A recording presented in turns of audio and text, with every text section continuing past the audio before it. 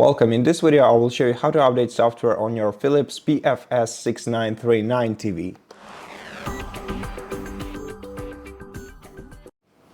First of all, we're gonna have to make sure that the TV is connected to the intranet. To check that, from the home screen of your device, navigate to the gear icon in the top right corner of the screen, press OK. Here in settings, we're gonna have to first check wireless and networks. Go to wired or Wi-Fi. Check the network and make sure that your TV is connected to the internet. And press OK. Let's go back to the tabs.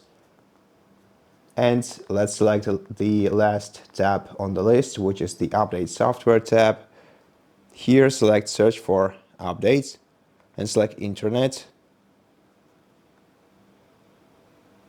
And then select Update, or just press OK to download the latest update. Then read the license agreement and select Accept.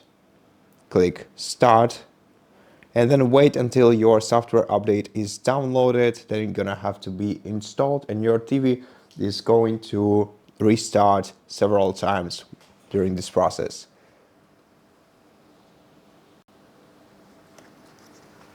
And after about 5 minutes of updating, your TV will eventually restart and you'll be using the latest software version from now on.